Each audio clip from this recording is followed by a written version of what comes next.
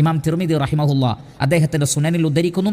അബൂബക്കർ സിദ്ദീഖ് റളിയല്ലാഹു തആല അൻഹു പറയുകയാണ്, സമീഅതു റസൂലുള്ളാഹി സ്വല്ലല്ലാഹു അലൈഹി വസല്ലമ യഖൂൽ, അള്ളാഹുവിൻ്റെ റസൂൽ പറയുന്നത് ഞാൻ കേട്ടിട്ടുണ്ട്, മാ മിൻ റജുലിൻ, ഏതൊരു വ്യക്തിയും യുദ്നിബു ദൻബൻ, ഒരു പാപം ചെയ്തു പോയി, ഒരു തെറ്റ് ചെയ്തു പോയി, സുമ്മ യഖൂമു ഫയതതഹർ, അങ്ങനെ അദ്ദേഹം എഴുന്നേറ്റ് ശുദ്ധിയാവുകയാണ്, വുളു എടുക്കുകയാണ്, സുമ്മ യുസല്ലി, എന്നിട്ട് നമസ്കരിച്ചു, സുമ്മ യസ്തഗ്ഫിറുല്ലാഹ് ഇല്ലാ ഗഫറ ലഹു, എന്നിട്ട് അള്ളാഹുവിനോട് ഇസ്തിഗ്ഫാർ നടത്തിയാൽ അള്ളാഹു സുബ്ഹാനഹു വ തആല ആ പാപം പുറത്തു കൊടുക്കാതിരിക്കുകയില്ല.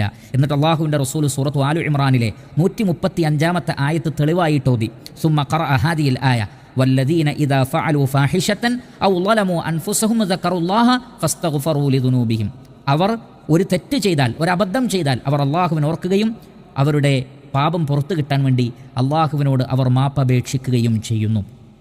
അപ്പോൾ ഇസ്തിഗ്ഫാർ നടത്താൻ വേണ്ടി, തൗബ ചെയ്യാൻ വേണ്ടി 2 റക്അത്ത് അതിനു മുമ്പേ നമസ്കരിക്കുന്നത് അത് സുന്നത്തായി സ്ഥിരപ്പെട്ടിട്ടുള്ളതാണ്. ഈ ഹദീസ് വിശദീകരിക്കുന്നിടത്തും പണ്ഡിതന്മാർ പറഞ്ഞു, അഥവാ നിർബന്ധ നമസ്കാരത്തിൻ്റെ സമയത്താണ്, അതിൻ്റെ തൊട്ടു മുമ്പാണ് ആ വ്യക്തിക്ക് അങ്ങനെ തോന്നിയതെങ്കിൽ, അല്ലെങ്കിൽ ഒരു അബദ്ധം പറ്റിയതെങ്കിൽ, ആ നിർബന്ധ നമസ്കാരത്തിലെ സുജൂദിലും തശഹൂദിലും അദ്ദേഹം ദുആ ചെയ്താൽ തന്നെ മതിയാകും. അല്ലെങ്കിൽ മറ്റു സുന്നത്ത് നമസ്കാരത്തിൻ്റെ സന്ദർഭത്തിലാണെങ്കിൽ ആ സുന്നത്ത് നമസ്കാരങ്ങളും ഈ നമസ്കാരത്തിന് മതിയാകും. കാരണം ഇവിടെ നബി സല്ലല്ലാഹു അലൈഹി വസല്ലം പറഞ്ഞിട്ടുള്ളത് എന്താണ്? ഒരാൾക്കൊരു തെറ്റുപറ്റി എന്നിട്ട് വുളു എടുത്ത് നമസ്കരിച്ചാൽ അതേത് നമസ്കാരവുമാകാം, നിർബന്ധ നമസ്കാരമാകാം, മറ്റു സുന്നത്ത് നമസ്കാരമാകാം, ഖിയാമുൽ ലൈൽ നമസ്കാരമാകാം, ഏതുമാകാം. എന്നാൽ ഇതിൻ്റെ ഒന്നും സന്ദർഭത്തിലല്ലെങ്കിലോ, എങ്കിലും അയാൾക്ക് ഇസ്തിഗ്ഫാർ നടത്താൻ വേണ്ടി മാത്രം തന്നെ നമസ്കരിക്കാവുന്നതാകുന്നു.